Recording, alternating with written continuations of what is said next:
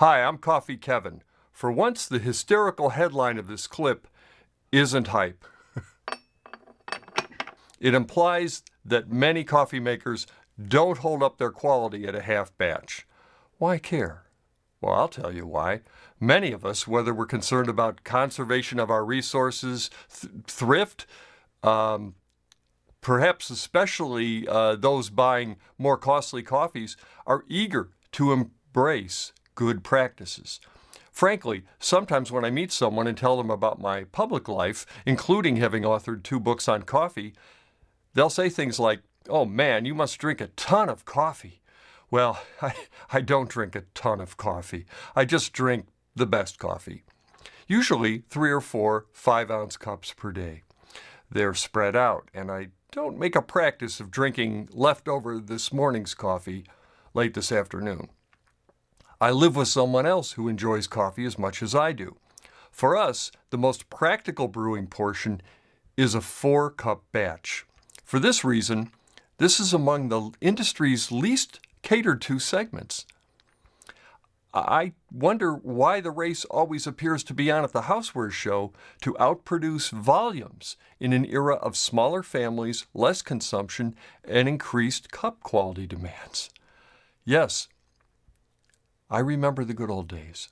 As a young man, I remember our band's drummer's father, Mr. Lacoste, who would arrive home from his sales job around 10 p.m., walk in wearing sunglasses and a trench coat, and feel the electric percolator to see if there was another cup there waiting for an empty cup.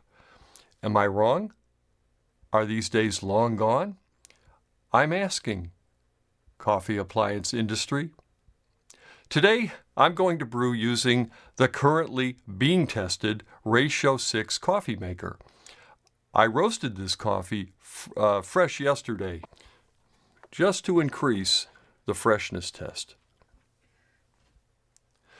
Super fresh roasted coffee tends to foam up under hot water, so we'll see at the brew cycle's completion if this flat bottom spray head dispersion overcame the challenges of fresh beans present. Now look at this. I actually like this. This is so cool. They have this thing in here just to seal it off a little more. Okay, I press on. The acid test for any automatic drip maker I test is how it does on a smaller batch setting. The answer I often get from the industry's marketing folks is, Kev, can I call you Kev? It's simple. Fill it to the half-cup water line and put half the grounds in. That seldom produces equivalent results. Let's say it takes 6 minutes to brew the full 8 cups and 4 minutes for 4. That means your smaller batch is getting half the contact time between the water and the grounds. That's a significant difference, one I can usually spot, and I bet you can too. Even if the coffee brewer meets the Specialty Coffee Association's rigid gold cup standards and has paid for that testing, they only test the machines at a 1-liter batch. That's no guarantee it will make the same quality coffee at smaller, or for that matter, larger batches. So I always test. For my tests, I'm willing to play around a bit.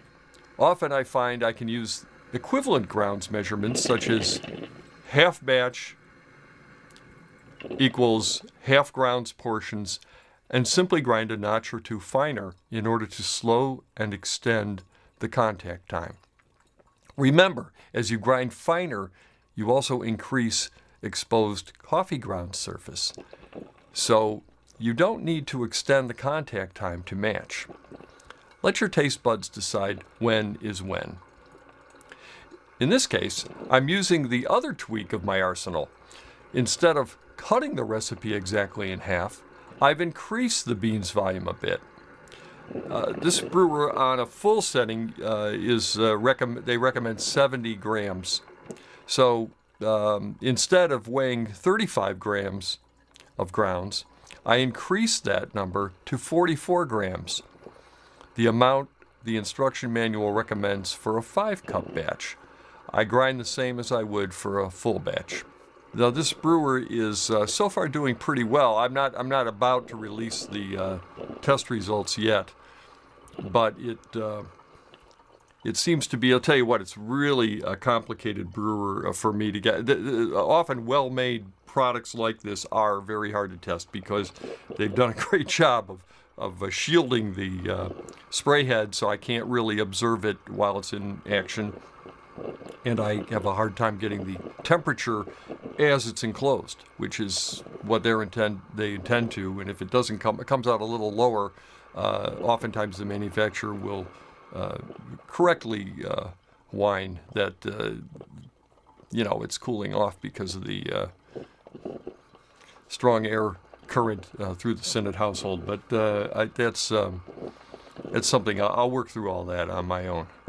They're very proud of the fact. Mark Helwig mentioned he's very proud of that fact of that sound. So I wanted to put that in there specifically as a little, I don't know. I like sounds. Pretty good. We're getting a nice, that's it. I wanted to hear that last drop. All right. And then we have our, let's see. I am ready to do that. All right. Perfect. This is an Indian Robusta. A coffee I doubt many people in the audience have ever had as a specialty coffee, but actually it's quite a nice coffee, and I'm very proud of the fact that I drink around the block as far as this goes.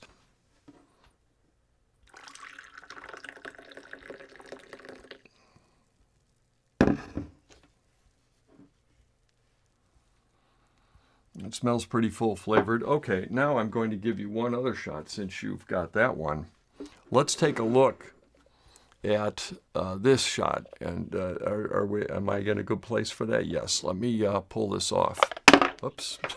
Oh, I pulled it off successfully. Look at that. I want to point out, look at that, how flat that is. That is quite excellent, by the way. I just want to say kudos to Mark Helwig and the Ratio Gang at this particular test is quite an important test to me. Very important, in fact. And if you can see that, how flat are those grounds? They are quite, they are quite flat. And you can see in there, yeah, that's very good, actually, considering especially how fresh this coffee is, because it foams up. And then when it comes back down, oftentimes it's quite uneven. That's a good sign that the shower head above it is evenly dispersing water, and it's a good sign that below it, the flat bottom and the various channels, the ridges, are creating a flow pattern that evenly draws the water through and doesn't back up on one side or the other, or at the outsides or at the inside. It's very evenly done. Okay, now on that note, none of that matters unless the coffee tastes good, so let's try it.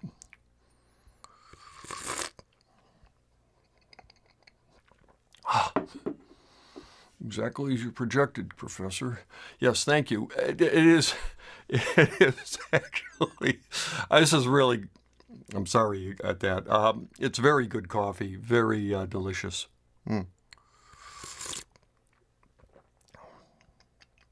And full-flavored. Now, I went to 44 grams from 35, so I threw in an extra 44 grams from 35, so that's an extra 9 grams of coffee grounds. You know, 9 grams is, yes, another cup perhaps of coffee could be, but it also, I'm satisfied. I mean, this is a one way to get around it. I will also try, don't get me, I'm not done. I will also try to use the finer grind. Anything, believe me, I'm frugal. So I'm frugal, except I buy the best beans. So, when I want it to be great. Okay, let's, tastes great to me. So, no penalty for living with just one spouse. More to the point, no waste. We make a batch, which gives us 2 cups in the morning, perhaps later in the afternoon. Right now, makes sense, actually. We'll have 2 more. And then, sometimes I have coffee after dinner. This way I can drink idealized, fresh, seasonal beans, fresh roasted, fresh ground before brewing, and freshly brewed. Why break up a perfect synergy like that? Why indeed? Follow me, subscribe, get on the list so we can tell you when our next CoffeeCon event is. You know they will be happening. There's discussion around here if we can figure out a way to do a CoffeeCon event online. Subscribers will know first. I'm Coffee Kevin, wishing you the best coffee, always.